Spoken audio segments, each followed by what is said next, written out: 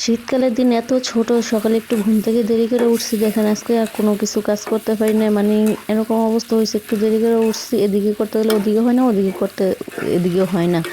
যা একটা অবস্থা, যারা চাকরিজীবী তাদের তো খুবই সমস্যা হয়ে যায় সকালকার সময়টা, সেজন্য শর্টকাটে যা এমনি যে পারে তাই করা লাগে। হ্যালো এভরিওয়ান, কী অবস্থা? আসলে সবাই ভালো আছেন, আমিও ভালো আছি। আজকে আমি সিম দিয়ে নতুন আলু দিয়ে ঝোল করবো, এই যে মাছগুলো দিয়ে রান্না করব। তো প্রথমে আমি চুলাটা জ্বালিয়ে কড়াইটা বসে নিয়েছি, নিয়ে তেলগুলো গরম করে নিয়েছি, নিয়ে এখন মাছগুলো হলুদ লবণ দিয়ে ভালো করে মেখে নিয়ে এখন দিয়ে দিছি। এই মাছগুলোর নাম আমি জানি না, এটা পাঁচমিশালি মাছ আনছিলাম সেদিন। এই মাছগুলো এরকম মাছগুলো অনেক আসলো, সেগুলো আলাদা করে রাখছি। তো মানুষ কি পাঁচমিশালি মাছকে এদিকে তো একটা মাছ দিয়ে ওদিকে তো মানে সব কিছু মাছ দিয়ে একটা পাঁচমিশালি মাছ বানায়, কিন্তু মাছটার নাম আমি জানি না। মাছটা ছোট ছোট অনেক আঁশটা হয়, মাছটা কাটতে এত ভেজাল হয়, মানে আঁশটাগুলো উঠতে চায় না। কিন্তু মাছটা খেতে এত মজা লাগে যা বলার বাইরে। আমি কখনো আগে এই মাছ খাইনি, প্রথম খেয়েছি, কিন্তু মাছটার নাম জানি না। মাছটা আসলে অনেক বেশি মজা লাগে।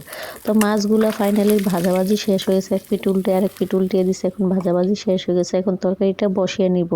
তো এই মাছগুলো ভাবছিলাম কীরকম না কীরকম হয়, ফাইনালি দেখি মাছগুলো অনেক ভালো লাগছে। এখন পরিমাণ মতো পেঁয়াজ কুচি দিয়ে দিয়েছি, দিয়ে ভালো করে ভাজাভাজি করে ব্রাউন কালার করে নিয়ে এখন তরকারিগুলো ঢেলে দিছি, আলু মরিচ পেঁয়াজ সব কিছু একসাথে দিয়ে দিছি, দিয়ে এখন ভালো করে একটু কষে টষে নিয়ে এখন পরিমাণ মতো হলুদ দিয়ে দিব, এখন লবণ দিয়ে দিব পরিমাণ মতো, আদা রসুন বাটা পরিমাণ মতো সব কিছু দিয়ে দেবো, দিয়ে এখন ভালো করে কষিয়ে নিব।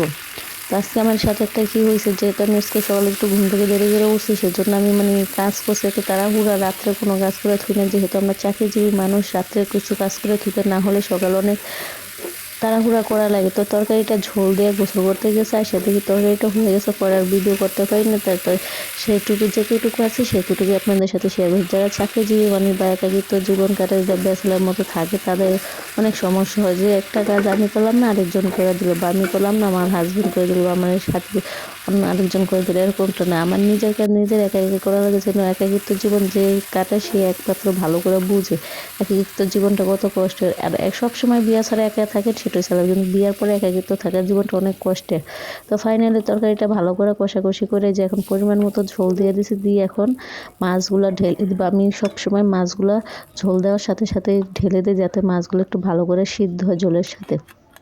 এই যে ফাইনালি মাছগুলো দিয়ে দিছি।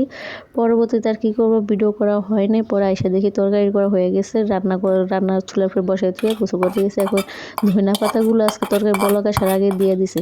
তো আজকে ভিডিওটা কেমন লাগছে অবশ্যই কমেন্টস করে জানাবেন, আর আমার ভিডিওটা যদি ভালো লাগে অবশ্যই একটু শেয়ার করে দিবেন।